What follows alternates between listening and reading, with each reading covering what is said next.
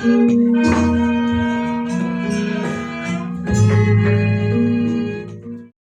beberapa kegalauan di dalam masyarakat bahwa bisa enggak kita itu mengubah, nah kalau ini istilahnya mungkin menantang, mengubah nasib. Apalagi kalau kita nasibnya ini sudah terlahir di keluarga tertentu. Ya, kalau mungkin kita hanya karena kerja di satu tempat tertentu, kita bisa mengatakan ya nasib lah nanti saya bisa ganti. Kemudian kalau saya mungkin kuliah di tempat tertentu, nah, kondisinya tidak terlalu nyaman, saya juga bisa mengatakan, nah ganti sajalah karena kondisinya nggak nyaman. Tapi kalau kita terlahir di keluarga tertentu, ini yang agak puyeng. Karena kita tidak bisa mengatakan, ah tetangga sebelah lebih enak, saya pindah ke sebelah aja. Orang tua saya yang ini kurang nyaman nih, saya pindah ke sebelah aja. Orang tua yang sebelah lebih bagus, atau orang tua teman saya lebih bagus. Kita tidak bisa. Nah, kita bisa nggak ngubah nasib seperti ini kalau sudah terlanjur kita kelahiran di keluarga tertentu ini? Karena kita waktu dilahirkan tidak bisa memilih orang tua kita. Kalau Bodhisattva Siddhartha Gautama di dalam kisahnya, beliau bisa memilih. Saya lahir mau di keluarga Raja Sudodana. Ya, ibunya Ratu Maya, saya bisa milih nih. Tetapi kalau kita pada umumnya, tahu-tahu ya sudah ada di kandungan ibu kita yang ini. Tahu-tahu ya ayah kita ya itu, keluarga kita ya ini, kakak adik kita ya itu, sepupu kita ya ini. Jadi kita puyeng juga. Nah, kemudian di dalam Dhamma disampaikan bahwa ini sesungguhnya adalah memang bagian yang kita tidak bisa pilih karena ini adalah karma yang melahirkan kita. Karena satu dan lain hal kita itu terlahir di keluarga tersebut. Atau kalau mungkin kita membahas contoh kita ya, karena satu dan lain hal kita itu terlahir di keluarga kita itu. Mungkin ada kesamaan-kesamaan tertentu. Misalnya kesamaan watak misalnya.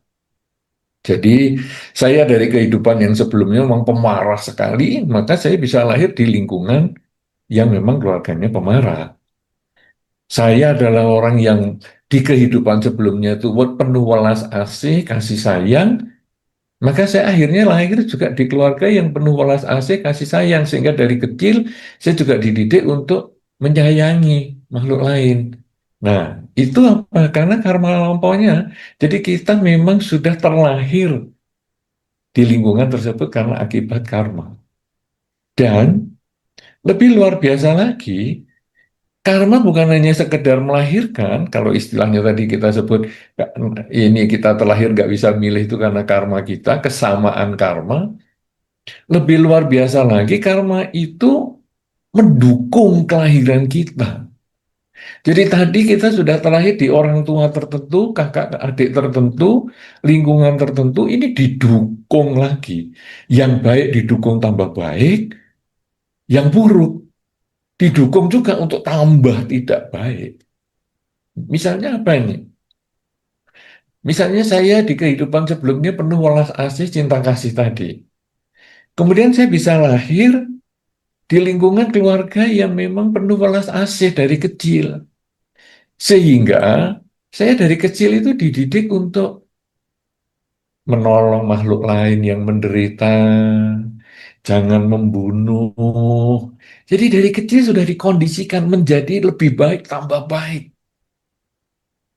Sebaliknya, saya yang dari kehidupan sebelumnya mungkin pemarah, jahat, lahir di keluarga yang pemarah juga, jahat juga, tetapi lebih dikondisikan lagi. Misalnya, lingkungan saya juga lingkungan yang pemarah-pemarah, bahkan pemabuan.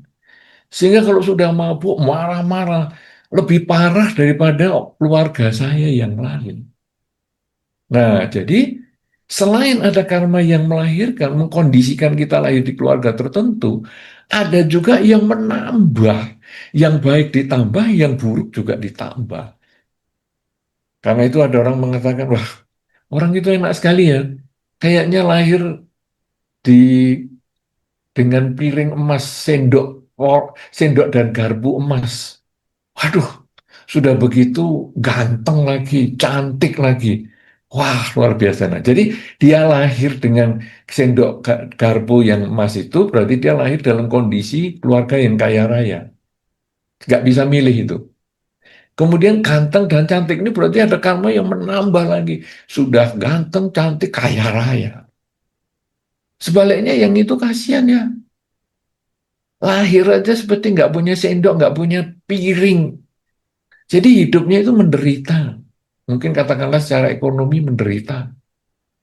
Sudah gitu, wajahnya yang nggak ganteng-ganteng banget. Nggak cantik-cantik banget. Malah kayaknya ada kekurangan juga. Dia punya kebutuhan khusus. Wah, jadi ini menambah lagi yang sudah buruk ditambah lagi sampai kita ngomong kasihan ya, kasihan dia penderitaannya. Nah, tetapi itu kita tidak bisa mengatakan nih, sudahlah memang nasibnya seperti itu. Can we challenge fate? Gak bisa lah, ini sudah lahirnya begitu, sudah lagi fisiknya tambah seperti itu. Ternyata di dalam pemahaman tentang karma yang ada di dalam Dhamma, kita tidak berhenti sampai di dua hal itu saja. Ada karma yang memperbaiki atau yang mengurangi karma yang sedang jalan tadi. Jadi kalau tadi yang bagus, lahir di keluarga kaya, ganteng, cantik, ditambah lagi lingkungannya juga bagus misalnya, tapi ada nanti yang mengurangi kebagusan semua ini. Sebaliknya tadi yang lahir di keluarga yang tidak mampu, fisiknya juga kurang kurang bagus, punya kebutuhan khusus misalnya, ini juga nanti ada karma yang bisa mengurangi kesulitan itu. Jadi sudah naik-naik banget, tapi bisa diturunkan. Yang turun sampai rendah, nanti bisa naik. Nah, jenis yang ketiga ini, itu betul-betul tergantung pada diri sendiri. Kalau yang pertama kita nggak bisa milih. Saya milih orang tua ini nggak bisa, saya milih yang kaya nggak bisa, saya milih orang tua yang ganteng, pintar nggak bisa. Ya sudah seadanya ini. Keluarga saya juga nggak bisa milih ini keluarga ini ya seadanya itu. Kemudian lingkungan tertentu saya juga nggak bisa milih. Itu yang mendukung tadi. Ya, saya sudah nggak bisa milih lagi. Tapi jenis yang ketiga, itu pilihan saya. Saya mau terus bahagia dengan kekayaan saya, dengan fisik saya yang bagus, dengan lingkungan saya yang bagus. Saya ingin terus bahagia, atau saya malah melakukan kesalahan sehingga berpotensi untuk jatuh. Saya yang sedang menderita, keluarga saya juga memang tidak mampu-mampu banget, fisik saya juga punya kelemahan. Apakah saya akan mendiamkan itu sehingga saya makin tenggelam, atau saya justru akan punya sikap challenge the fate untuk meningkatkan nasib kita menjadi lebih baik. Nah, inilah yang ketiga, yaitu perbuatan kita. Di dalam Dhamma, perbuatan itu hanya ringkas sekali. Yang ada di dalam Dhammapada dikatakan intinya adalah kurangi kejahatan, tambah kebaikan, sucikan pikiran. Sudah itu saja yang dikerjakan. Kurangi kejahatan. Kita sebetulnya pada dasarnya itu tahu yang disebut kejahatan. Contoh yang paling sederhana. Anda tertarik dengan HP teman Anda. Kemudian Anda mau ambil HP teman Anda itu, mau bawa pulang maksudnya. Anda tahu itu perbuatan tidak benar. Maka untuk melakukan itu, Anda menoleh ke kanan dan menoleh ke kiri dulu. Kira-kira ada orang nggak? Kalau ada orang, saya nggak berani ambil tuh. Oh, nggak ada orang, ambil. Jadi kita tahu itu perbuatan tidak baik. Kemudian, itu yang lebih sederhana lagi adalah kata-kata. Kalau kita kata-katanya itu tidak baik, jelek, dan lain sebagainya, itu kalau ngomong biasanya pelan. Sini-sini saya kasih tahu. Pelan. Kenapa? Karena kita tahu tidak baik. mungkin menjelekkan orang, sudah bisiki, dia itu ya jahat gini. Itu kita pelan.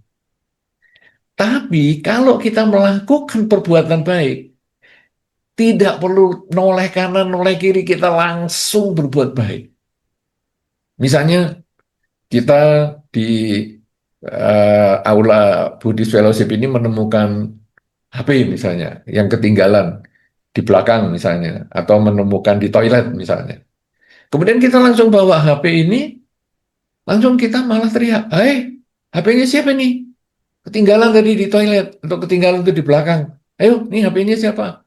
Karena kita berbuat baik, kita berani ngomong, berani suara keras. Demikian pula kalau kita memuji teman kita. Tadi kalau kalau kita mengkritik ataupun membicarakan kejelekan orang, kan kita bisik-bisik. Tapi kalau kita membicarakan kebaikannya orang, kita berani ngomong terus terang. Juga bahkan di depan orangnya. Kamu tahu nggak teman saya itu baik sekali. Ini. Teman saya yang ini. Aduh, kalau minggu ngajak ke wihara rajin banget ini. Wih, saya kalau nggak diajak dia, saya nggak kenal agama Buddha misalnya. Kita dengan keras suara lantang, kita bisa memuji orang. Karena kita mengucapkan yang baik.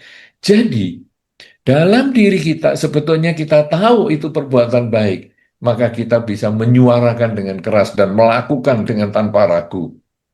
Tapi kalau kita tahu itu perbuatan buruk, tidak berani bersuara keras, tidak berani melakukan dengan terus terang. Jadi kita tahu ukuran baik dan buruk itu. Maka yang tadi dibacakan yang dipimpin oleh Bro Richard tadi adalah Pancasila Buddhis. Sebetulnya itu standar dasar. Tidak membunuh, tidak mencuri, tidak berzina, tidak bohong, dan tidak mabuk-mabukan itu. Karena kalau kita melakukan itu, biasanya pasti kita itu noleh kanan, noleh kiri, apalagi hanya sekedar tempuk tangan nyamuk saja. Mungkin di Dhamma Hall itu Anda harus toleh kanan kiri dulu. Ada orang nggak? Kalau nggak ada orang, baru nepuk nyamuk. Tapi kalau melepas nyamuk, kita santai aja. Lepaskan, nggak perlu toleh kanan dan toleh kiri. Nah, saudara-saudara, ini sebetulnya kurangi kejahatan, tambah kebaikan. Berarti kita sudah tahu yang baik dan tambah yang buruk, kita lakukan yang baik terus. Yang baik lewat pikiran, yang baik lewat ucapan, yang baik lewat perilaku. Kita tahu itu langsung lakukan. Jangan ditunda, karena umur itu tidak pasti.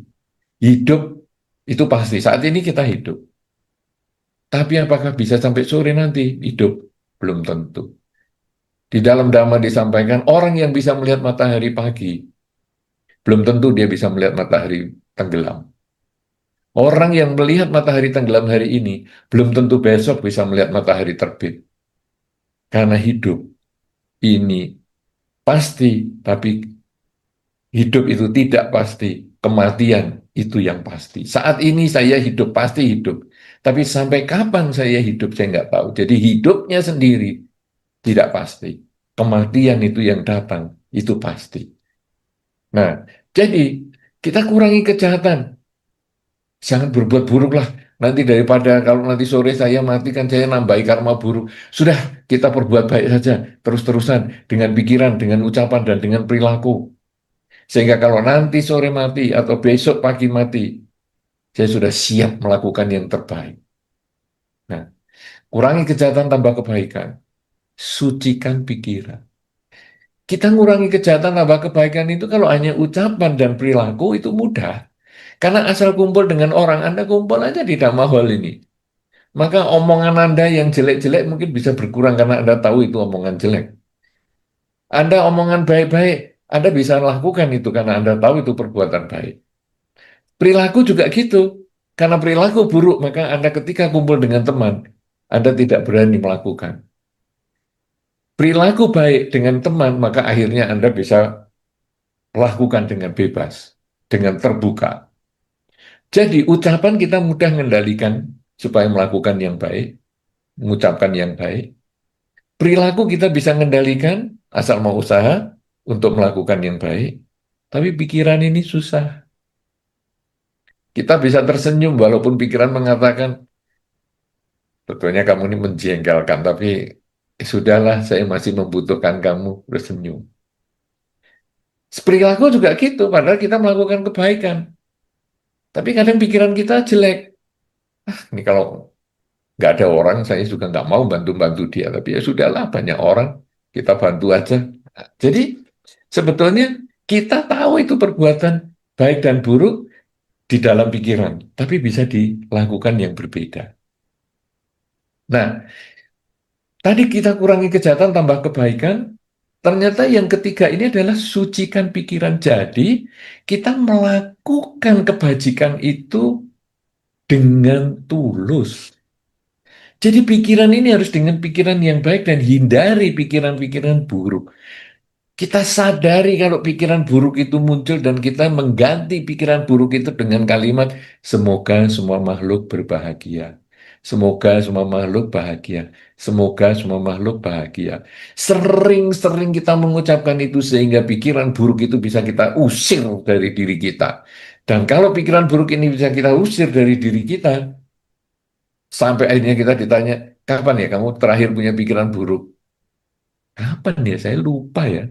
Mungkin dulu sebelum pandemi atau apa, saya pernah punya pikiran buruk, tapi akhirnya nggak mikir yang begitu. Nah, itu berarti pikiran baik sudah muncul. Nah, kalau ucapan baik, perilaku baik, dan pikiran baik, maka orang yang tadi terlahir di keluarga yang kaya raya, fisiknya bagus, ganteng, cantik misalnya, kemudian lingkungannya juga bagus, terus dia banyak berbuat baik dengan pikiran, ucapan, dan perbuatan, maka dia akan bertambah bahagia hidupnya. Jadi, tema kita misalnya, can we challenge faith? Faith itu tidak harus yang negatif loh.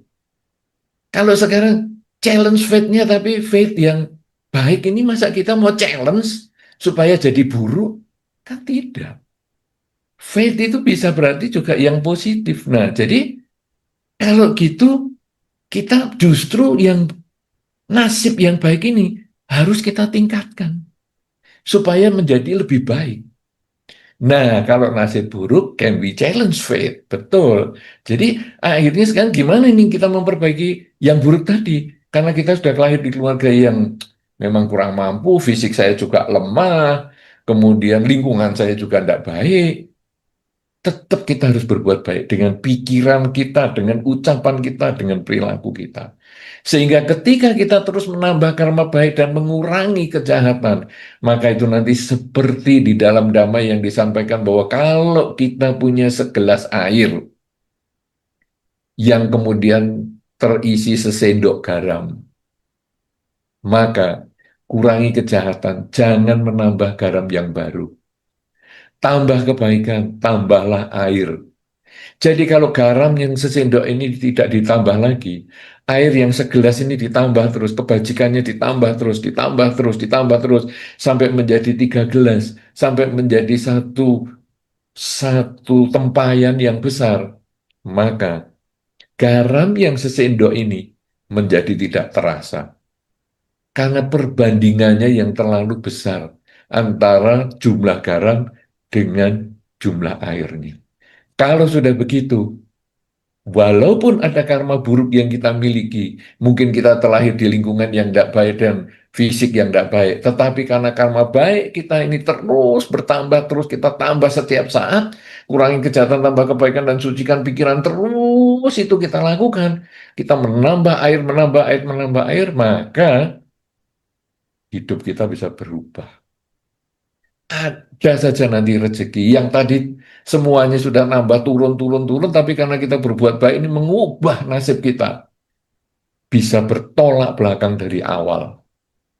Itulah makanya kalau kita melihat tokoh-tokoh yang terkenal itu misalnya lahir di keluarga miskin, menderita, kemudian dia melakukan berbagai perbuatan baik, terus menambah dengan karir dan sebagainya, akhirnya karirnya menjadi sukses, sampai akhirnya orang tuanya bisa dibantu, didukung, sampai menjadi orang sukses juga orang tuanya di daerahnya, itu adalah karena dia bisa mengubah nasibnya. Yang kalau di dalam Dhamma dikatakan sebagai karma yang memotong. Jadi, sekarang kalau kita lihat ada 4 jenis karma ini. Karma yang melahirkan, kita tidak bisa pilih. Yang kedua, Yang mendukung kelahiran ini juga nggak bisa pilih. Lahir di keluarga kaya, ganteng, cantik, nggak bisa milih. Lahir di keluarga tidak mampu, fisiknya punya kekurangan, juga tidak bisa milih. Yang kita bisa lakukan adalah karma yang ketiga, yaitu perbuatan kita.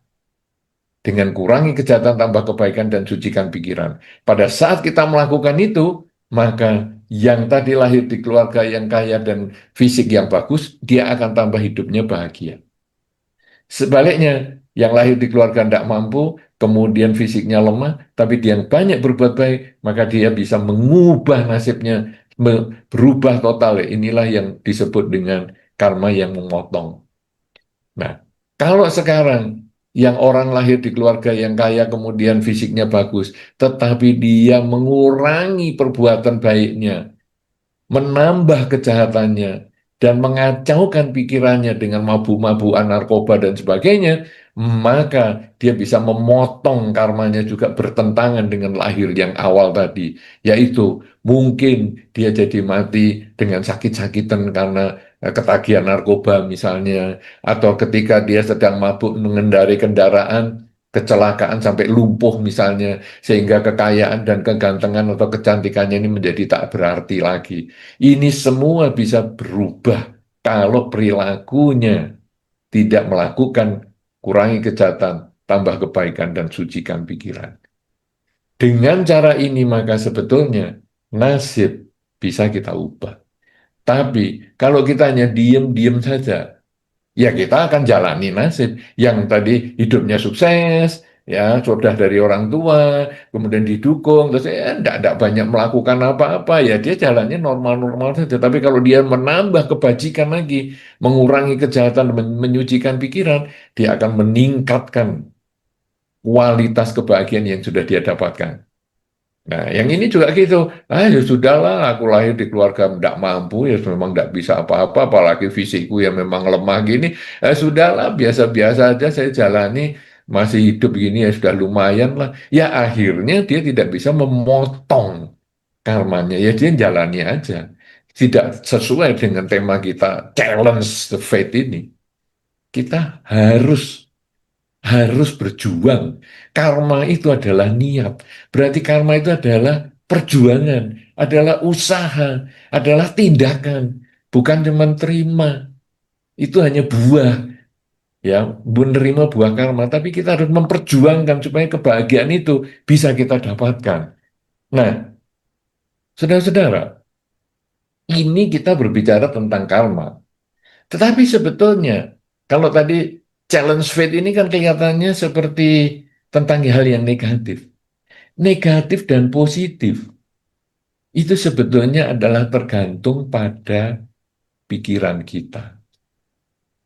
Kalau cocok dengan pikiran kita, cocok dengan keinginan kita menganggap itu positif. Kalau hal itu tidak cocok dengan keinginan kita, maka kita menganggap negatif. Contohnya, misalnya ada makanan semangkok mie. Kemudian kita makan, kita ngomong enak. Kenapa mie ini enak? Karena cocok dengan keinginan saya. Keinginan saya, mie-nya rasanya teksturnya seperti ini, panasnya juga seperti ini, kemudian bumbunya ya seperti ini. Suasana tempat makannya juga seperti ini. Wah, ini enak nih mie-nya ini. Kita merasa cocok. Tapi orang lain mengatakan di sebelah kita, yang makan juga yang sama mie-nya. Enak ini, apa ini teksturnya terlalu kenyal ini, bumbunya nggak nendang sama sekali, nggak ada rasa ini. Ya, panasnya juga kurang panas ini kalau menurut saya ini seperti mie yang sudah dari tadi pagi misalnya. Jadi mie yang sama untuk seseorang yang cocok, dia mengatakan bagus, baik, enak. Mie yang sama untuk orang yang tidak sesuai keinginannya, dia mengatakan nggak enak. Jadi, dari contoh mie ini, kalau kita bercerita tentang nasib, ini juga sama. Wah, nasib baik. Kadang-kadang kita menyoroti orang dengan ngomong nasib baik. Si A ini nasibnya baik sekali. Tapi si A ditanya, aduh hidupku tuh menderita banget. Aduh, sakit-sakitan aku ini sebetulnya. Kita memandang dari sudut yang berbeda. Dia kalau orang kaya mobilnya bagus ini bahagia ya. Dia nggak merasa itu. Dia merasa saya sakit-sakitan. Nggak enak. Sebaliknya kita juga melihat orang lain. Kasihan tuh hidupnya menderita. Dia mengatakan, enggak. Saya happy kok. Rumah tangga saya bahagia. Jadi, sebetulnya nasib itu juga tergantung pola pikir. Kita tidak bisa mengatakan bahwa nasib baik, nasib buruk itu hal yang objektif. Nasib baik dan nasib buruk itu sebetulnya hal yang subjektif. Sehingga kalau si subjek bisa mengubah pola pikir, maka nasib buruk bisa menjadi baik, nasib baik bisa menjadi buruk. Tergantung cara berpikir. Loh, nasib baik kok bisa jadi buruk? Misalnya apa nih? Misalnya untung 5 juta rupiah. Lalu dia mengatakan, aduh kita ini biasanya untungnya 100 juta, kok sekarang jadi cuma 5 juta. Ah, payah nih kerja begini nih, untungnya nggak ada nih kalau cuma 5 juta seperti nggak ada untung sama sekali.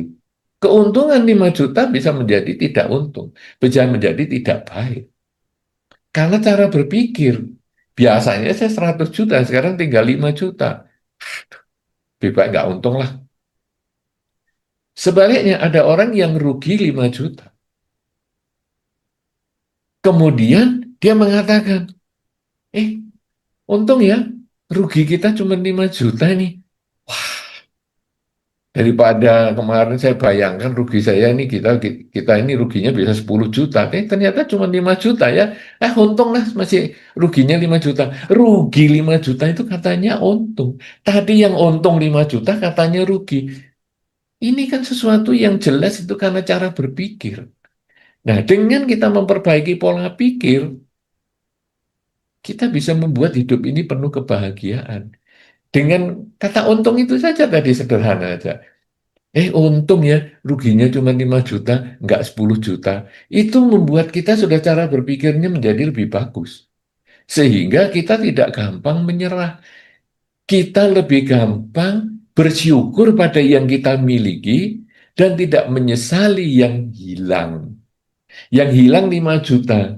Tetapi kita mensyukuri bahwa masih untung tidak sampai 7 juta atau 10 juta. Ini sama dengan kalau kita pas bekerja kemudian tangannya terluka, lecet. Kadang-kadang kita stres karena lecetnya ini. Kita tidak mensyukuri bahwa sepanjang tubuh kita yang lain ini utuh, baik, sehat. Nah, jadi kita akan mengatakan untung ya yang lecet cuma di sini, sisanya yang lain masih sehat. Dengan cara seperti itu, hidup kita menjadi lebih baik. Jadi, can we challenge fate? Bisa dengan hanya sering mengubah kata untung.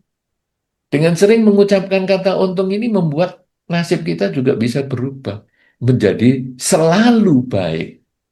Apalagi kalau kita dengan menambah kebajikan, sengaja menambah kebaikan dengan pikiran, dengan ucapan, dengan perbuatan, karena mengingat kata-kata di dalam Dhamma tadi, kurangi kejahatan, tambah kebaikan, sucikan pikiran.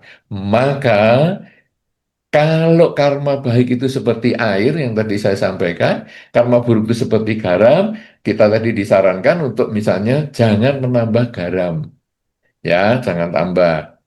Tambahlah air sebanyak-banyaknya. Sehingga nanti garam yang sesendok yang sudah tidak bisa dikeluarkan itu, akhirnya menjadi tidak terasa. Nah, ini untuk orang yang hidupnya menderita, seperti garamnya itu banyak. Yaitu sehingga terlahir di keluarga tertentu, dengan saudara tertentu, ya kemudian juga lahir di dalam lingkungan ataupun di eh, alam ataupun tempat yang mungkin kadang kena bencana alam, kemudian kena peperangan dan lain sebagainya. Kadang kita sudah tidak bisa milih, tapi dengan melakukan banyak kebajikan, menambah air terus, maka garam yang sedikit itu menjadi tidak terasa. Nah, sebaliknya yang tadi contoh orang yang lahir di keluarga yang sukses, fisiknya bagus, itu sepertinya airnya sudah banyak. Nah, kalau dia mabuk-mabukan, dia memilih lingkungan yang tidak baik karena dia punya kekayaan yang mencukupi sehingga banyak orang yang mendekat ke dia seperti nambah garam, narkoba, nambah garam, sehingga hasilnya air yang dia miliki itu menjadi sangat asin. Lah itulah dia Tyler kena narkoba, nabrak, kecelakaan, cacat, dan malah mungkin vegetatif. Jadi dia sudah menjadi seperti pohon yang sudah tidak bisa ngapa-ngapa, cuma di tempat tidur 15 tahun misalnya. Yang hanya makanan ya dikasih dari saluran, nafas ya mungkin dikasih dari saluran, hilang gantengnya, tidak bermanfaat kekayaannya. Kenapa? Karena dia nambah garam, nambah garam, nambah garam. Coba kalau dia tetap kurangi kejahatan, garamnya ini sedikit, tapi sudah jangan nambah lagi. Air kamu sudah banyak, tambah lagi air, tambah lagi, tambah lagi. Maka dia bisa mempertahankan kebahagiaannya itu untuk waktu yang lama. Kalau sudah begini, maka nasib yang dia miliki ini bisa ditingkatkan menjadi lebih baik karena dia punya nasib baik. Tidak perlu di-challenge untuk menjadi sebaliknya, tetapi justru di-challenge untuk ditingkatkan supaya dia makin baik. Sedangkan kalau yang nasibnya tidak baik, nah inilah yang perlu di-challenge supaya nasibnya bisa menjadi baik. Dan siapa yang bisa men-challenge adalah diri sendiri. Bagaimana cara men-challenge-nya?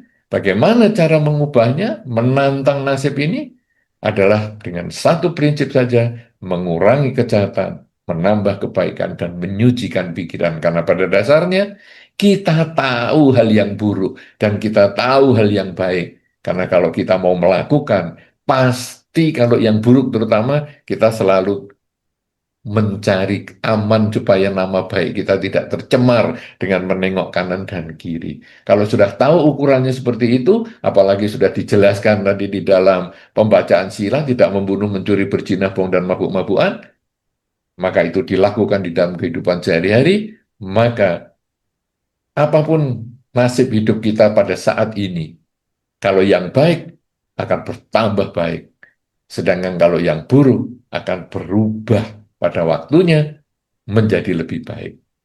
Can we challenge faith? Jelas bisa. Kalau yang baik kita tambah menjadi lebih baik, yang buruk juga kita bisa perbaiki agar menjadi lebih baik, tambah baik untuk waktu-waktu mendatang di kehidupan ini maupun di kehidupan yang selanjutnya.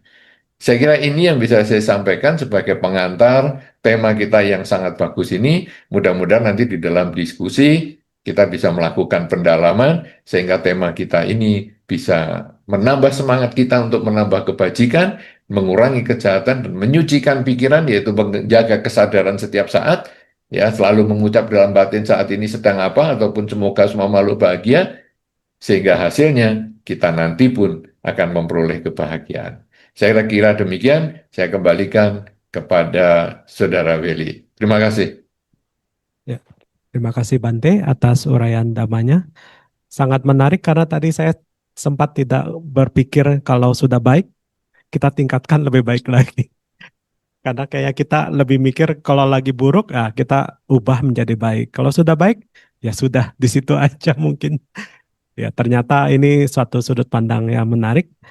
Ya, mungkin kita bisa mulai sesi Q&A pada siang hari ini. Jadi sekali lagi saya jelaskan untuk teman-teman yang ada di Dhamma Hall, jika mau bertanya nanti tinggal angkat tangan saja ya. Kalau ada yang online tinggal tinggalkan komen di YouTube. Dan mungkin saya mulaikan dulu dengan satu pertanyaan Bante, karena tadi kan Bante sudah mulai tentang menceritakan tentang ada karma yang lahir, karma mendukung, perbuatan baik, dan juga karma yang memutus. Nah, pertanyaan saya ini mungkin kalau karma saya analogikan sebagai sebuah buku tulis, Bante, buku tulis putih yang lalu ketimpa tinta.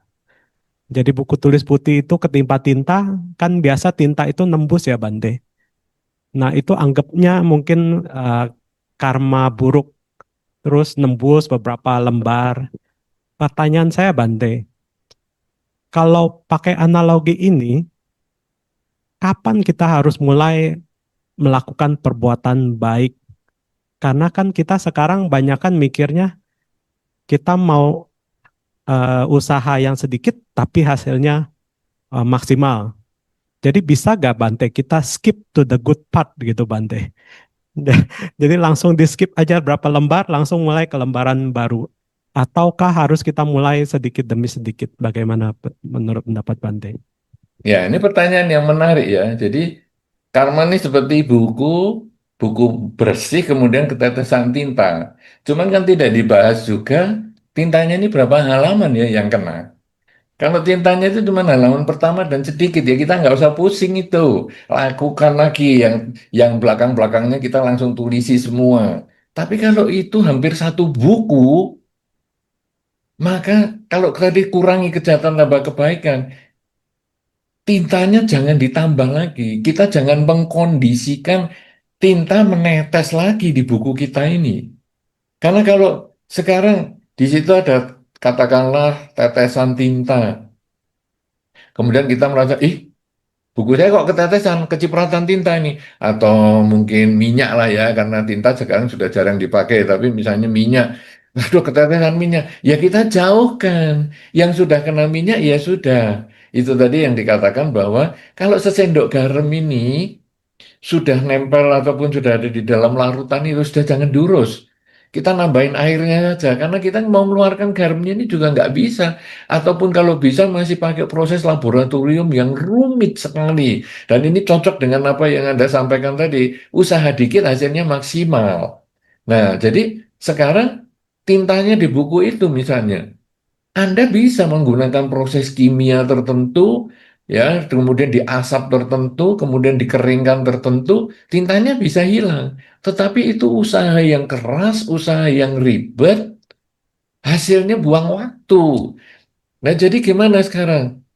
Ini berapa banyak yang kena tinta? Ya sudah, kita abaikan yang kena tinta, jangan mengkondisikan kena tinta lagi, jadi berdekatan dengan sumber-sumber penderitaan itu tadi, yang buruk itu, kemudian kita mulai menggunakan yang baik. Dan kemudian mungkin kita ada usaha untuk menambah lembar-lembaran buku kita yang lain, supaya yang putih ini menjadi lebih banyak. Yang sudah ada tintanya ya sudah. Ibaratnya tadi luka ya sudah, kita jangan ngurusi lukanya ini terus disesali sampai 2 minggu, malah bikin trauma, kita tidak berani memasak karena takut luka dan sebagainya, tidak ada gunanya.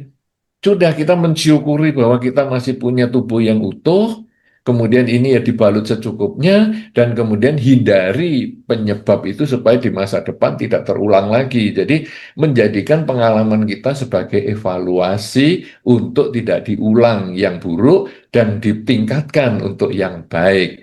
Nah, jadi sekarang hasil yang hasil yang banyak dengan usaha yang sedikit ini maksudnya apa? Tinggal kita melihat seberapa banyak tinta itu masih ada. Dan kemudian yang ternoda itu, buku yang ternoda tinta itu seberapa banyak itu yang perlu dilihat dulu. Yaitu karma buruk kita ini sudah seberapa banyak. Dan kita harus bersyukur kita masih hidup.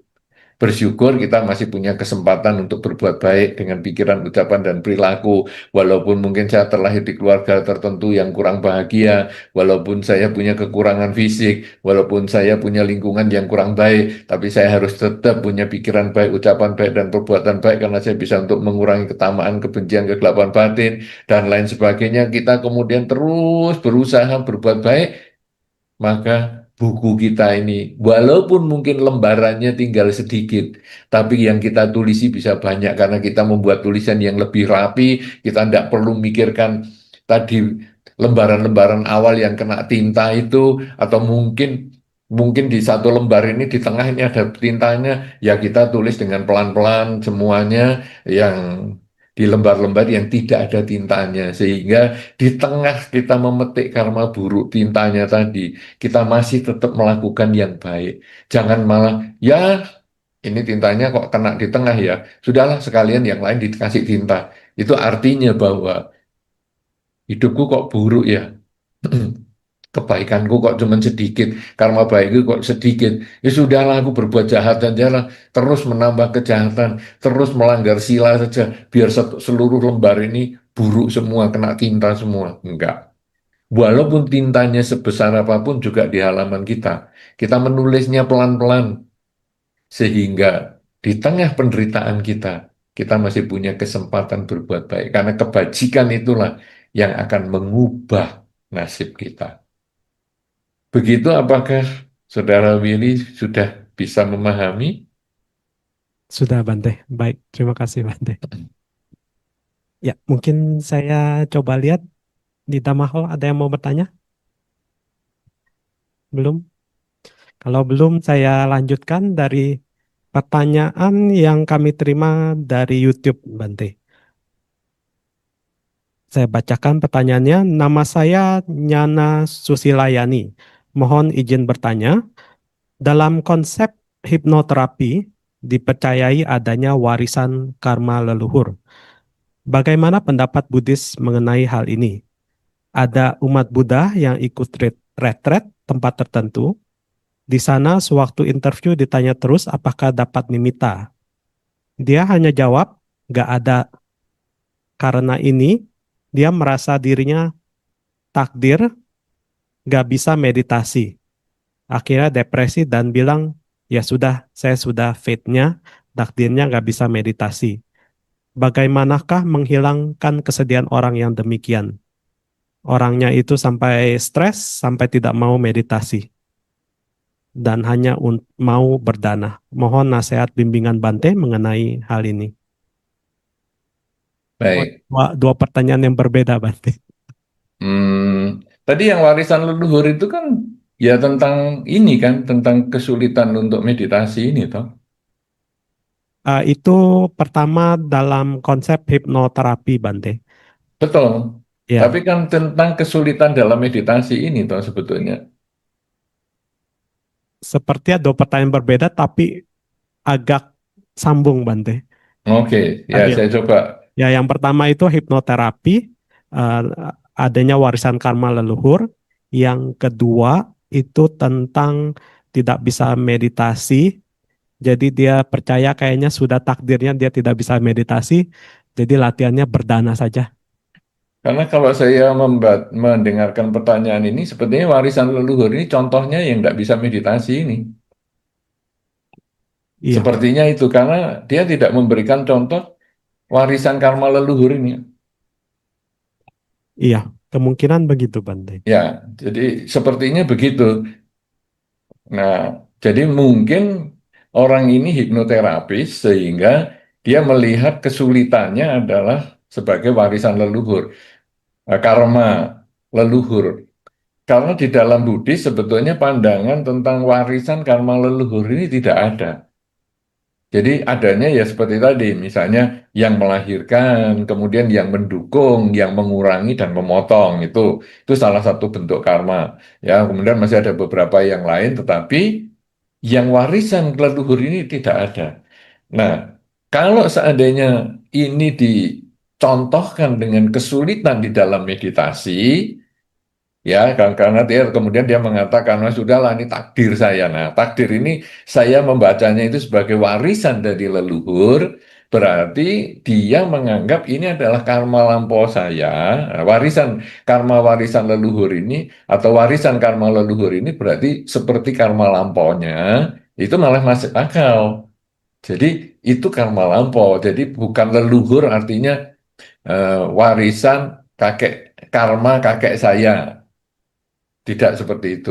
Mungkin kalau ini sudut sudut saya membaca ataupun saya memahami secara makna yang letterleknya ya. Misalnya warisan karma leluhur berarti saya ini hidupnya menderita karena dulu kakek saya jahat. Nah, itu tidak ada. Itu warisan karma leluhur. Jadi karena kakek saya jahat, maka saya kemudian hidup saya menderita. Ya inilah buah karma kakek saya ini jatuh ke saya. Enggak, karena karma itu adalah milik pribadi. Siapa yang menanam, dia yang akan panen. Kakek saya yang menanam, maka kakek saya yang akan panen. Entah di kehidupan dia atau di kehidupan-kehidupan selanjutnya. Nah, tapi kok saya kok merasakan panenannya? yaitu karma buruk saya kok juga berbuah. Dulu itu kakek saya suka membunuh tikus. Akhirnya di kehidupan ini rumah saya banyak tikus. Apakah ini warisan karma leluhur? Bukan. Saya punya karma buruk juga yang berhubungan dengan tikus di kehidupan yang lampau, dan sekarang saya terlahir di kondisi yang sama, yaitu yang berurusan sama tikus. Jadi sendiri-sendiri. Nah, kakek saya gimana? Kakek saya itu nanti akan lahir sesuai dengan karmanya lagi di tempat yang berbeda. Itu kalau saya melihat secara bahasa yang letterless ataupun yang bahasa yang apa adanya tentang warisan karma leluhur. Gara-gara kakek saya berkacamata, maka ayah saya juga berkacamata dan saya juga berkacamata. Jadi DNA kita ini berkacamata dan keturunan saya juga berkacamata. Ini warisan leluhur. Wah, kok kita punya DNA yang sama? Ini kan berarti warisan karma leluhur. Kita yang dulunya di kehidupan sebelumnya mungkin punya masalah dengan mata, maka sekarang kita memilih karma yang cocok karena kecocokan karma, kita lahir di lingkungan orang yang punya problem dengan mata. Nah, seolah-olah kita keturunan dari leluhur, punya kekurangan DNA-nya, DNA di mata.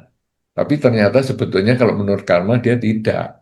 Demikian pula sakit jantung. Dulu orang tuanya sakit jantung nggak? Wah, hati-hati loh kamu potensi. Ya, demikian pula kanker. Nah, dulu orang tuanya kanker nggak? Wah, ini berpotensi ini. Ya, nah jadi penyakit-penyakit turunan itu seolah-olah itu warisan dari leluhur. Sebetulnya di dalam dhamma justru kebalikan. Kita masuk ke lingkungan itu karena kita sudah punya kekuatan karma yang mirip, yang sama dengan keluarga di situ. Maka akhirnya jenis mencari jenis, ketemulah kita. Jadi sama-sama dulu keluarga saya ini kakek saya sakit mata, menggunakan kacamata, silindris misalnya, DNA-nya. Nah, maka akhirnya semuanya silindris semua sampai saya, sampai turunan-turunan saya.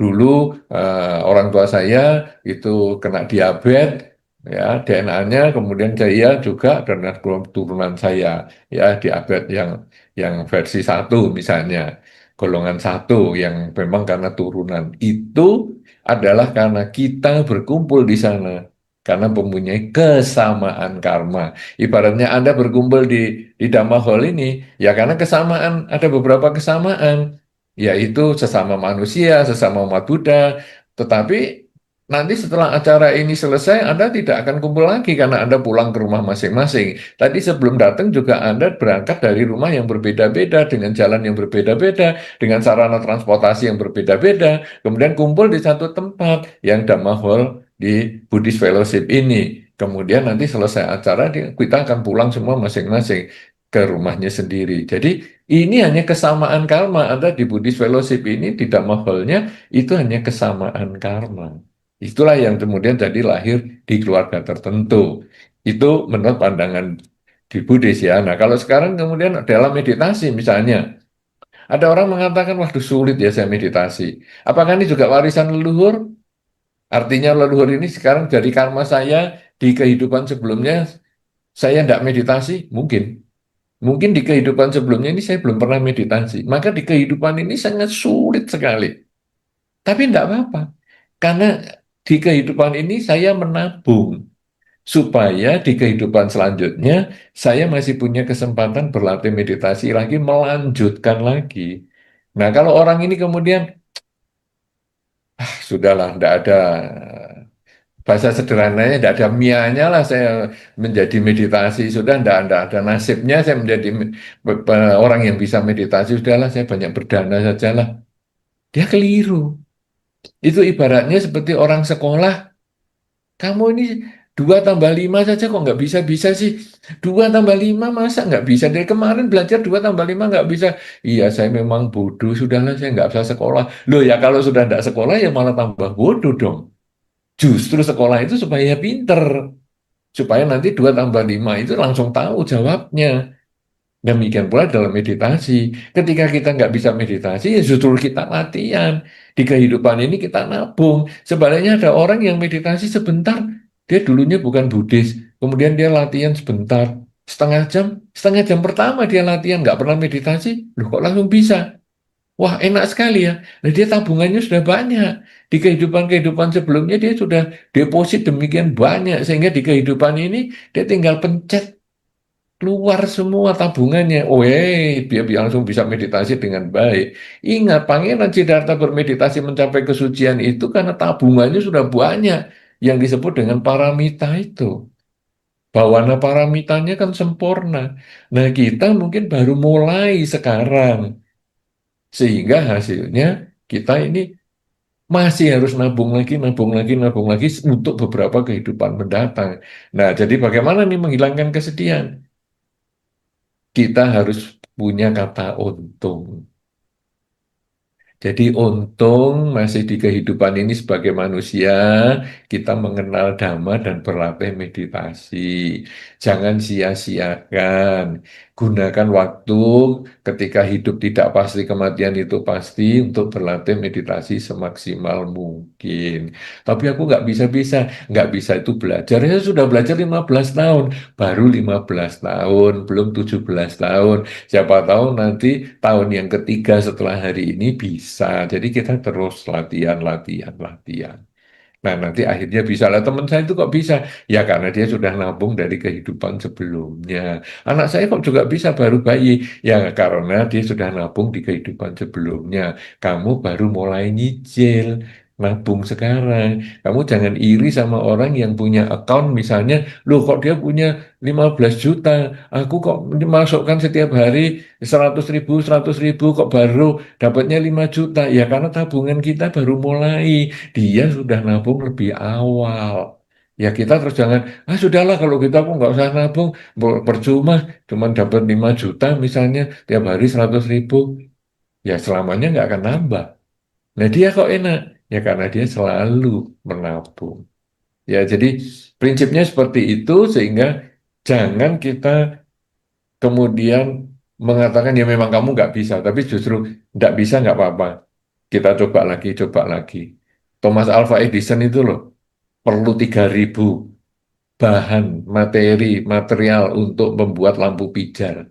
Dan setelah 3.000, dia akhirnya mengatakan bahwa saya telah mengetahui ada 3.000 jenis logam yang tidak bisa menjadi penghantar cahaya, penghantar panas. Nah, jadi itu dia belajar, belajar, belajar, belajar sampai akhirnya dia bisa. Ya, begitu mudah-mudahan bagi si penanya bagusnya juga nanti menyebutkan kota ya. Jadi supaya bisa panitia tahu bahwa acara ini diikuti dari banyak tempat juga. Saya kira demikian, terima kasih. Silahkan, masih ada pertanyaan lain? Iya. Baik, terima kasih Bante. Di Mahol ada yang mau bertanya? Belum ya? Oh, tunggu. Ya, Bante ada pertanyaan dari Mahol, Bante. Hmm. Dari Brother Richard. Selamat siang Bante, terima kasih atas dakwah di sana yang telah diberikan. Kalau tadi kita lihat kan Bante menyarankan kita lebih ke arah membenah diri untuk challenging the fate itu. Pertanyaan saya, ketika kita sudah membenah diri, kadang kan kita kan rasanya manusiawi, kita juga mau mengubah orang-orang di sekitar kita gitu Bante. Misalnya tadinya, kita tidak mengenal Dhamma, kita rasanya mau mengenakan Dhamma, mengajak berdana dan lain-lain untuk orang tua dan keluarga kita. Tapi di satu sisi kan kita melihat bahwa rasanya susah mengubah orang lain itu, Bante. Jadi nasihat Bante seperti apa, Bante? Terima kasih. Baik, memang benar kita harus mengubah diri. Itu betul ya. Jadi kita tidak bisa menggantungkan orang lain supaya kita nasibnya jadi baik. Tidak bisa. Kita harus memperbaiki diri, mengurangi kejahatan, menambah kebaikan, menyucikan pikiran. Baru kita bisa hidupnya bahagia. Nah, tentu hal ini juga kita pengen kasihkan ke orang lain. Ibaratnya kita punya makanan yang enak, masa teman kita nggak kita bagi?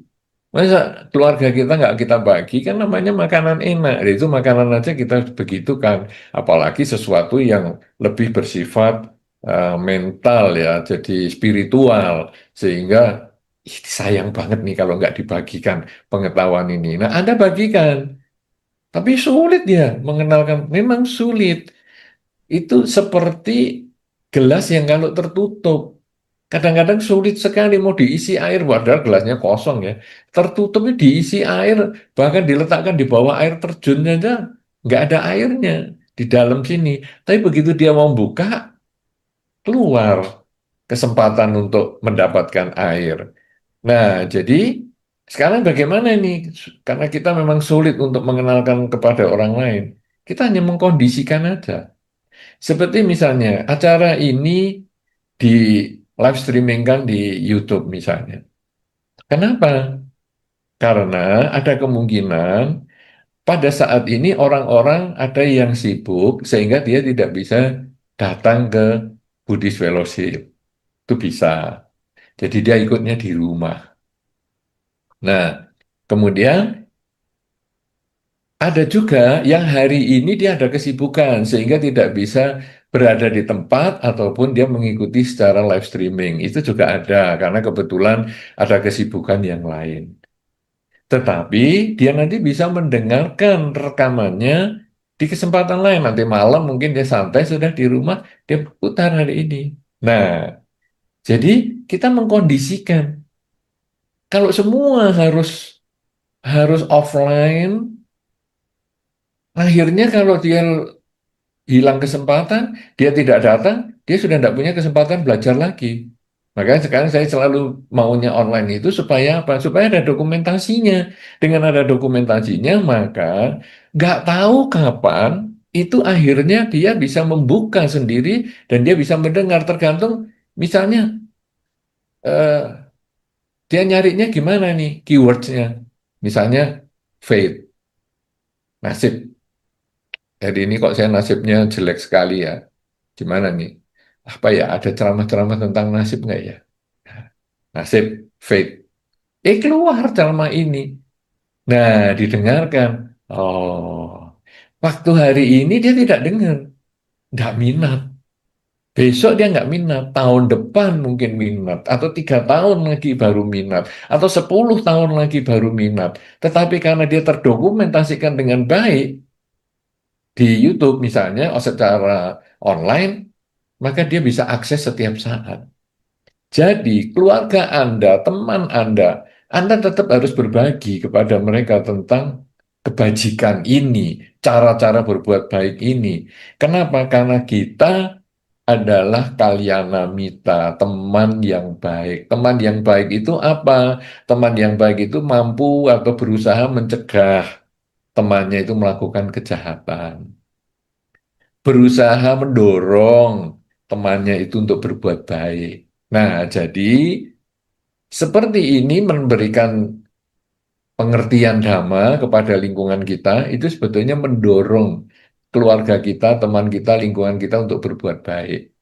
Tentu saja kita harus melihat juga orangnya ya. Jadi orang ini kebetulan memang simpati dengan Buddhis. Nah, Anda bisa mengatakan, menurut Dhamma ya, kalau kita ini mau ngubah nasib atau mau challenge the fate itu, ya kita berusaha untuk berbuat baik. Karena kita harus perlu kurangi kejahatan, tambah kebaikan, sucikan pikiran. Itu kan seperti di buku Dhammapada. Nah, ini karena dia mengenal Dhamma. Tetapi dia tidak mau tahu Dhamma. Cuman dia merasa, kamu kok hidupnya happy terus sih, gimana sih? Dan dia tidak terlalu berminat tentang agama Buddha, maka Anda juga tidak perlu mengatakan menurut Sang Buddha, menurut Dhammapada, tidak usah. Anda cukup menjelaskan tentang nilai-nilai kebajikan itu saja, tanpa harus merek-merek, sehingga dia mendengarkan, oh ya ya, benar juga ya. Cobalah nanti saya cobanya. Nah, jadi Anda sebagai kalyanamita, kita semua adalah saling berkalyanamita, saling menjadi teman yang baik, harusnya saling mengingatkan. Tapi masalah ingatan kita, peringatan kita ini apakah dia mau dengarkan atau ditunda, ataupun nanti untuk sampai yang akan datang, itu urusan dia. Tapi kita tetap punya kewajiban moral untuk membabarkan, mewartakan nilai-nilai kebaikan ini. Apalagi Anda bisa mengubah perilaku Anda menjadi lebih baik sehingga lingkungan Anda akan mengatakan, ih, setelah sekarang kamu banyak berbuat baik atau setelah kamu kenal Dhamma ini ya, 3-4 tahun ini, berubah loh kamu ini. Sekarang jadi, wah, ucapannya jadi lebih baik, perilakunya lebih baik. Wow, hebat nih. Kamu dari mana sih belajar gini-gini? Ya Dhamma. Dari mana? Kalau saya mau belajar awalnya gimana? Nah, kalau dia tanya begitu, itu berarti dia sudah seperti gelas yang tadi mulai membuka dirinya, tinggal diisi airnya. Tapi kalau kita sendiri setelah kenal Dhamma, kelakuannya tambah jelek, maka orang akan mengatakan percumalah kamu aktif di wihara, apa gunanya kamu tambah jahat gitu, omonganmu tambah ndak karuan. Karena orang di luar itu dia tidak ikut puja bakti. Orang di luar tidak membaca buku-buku Dhamma. Orang di luar itu hanya melihat kelakuan kita itu bagaimana. Karena kelakuan kita mewakili ajaran Buddha itu sendiri. Kelakuan kita baik, maka orang luar akan berminat untuk bertanya kepada kita, apa sih yang membuat kamu jadi baik? Dulu kamu emosional kayak gitu ya, sekarang kok jadi baik? Apa sih yang penyebabnya? Nah, kenapa? Karena kita sudah berubah. Nah, orang luar hanya lihat kita. Kemudian, kamu kok jahat banget nih apa nih? Kamu ini ikut agama apa tuh?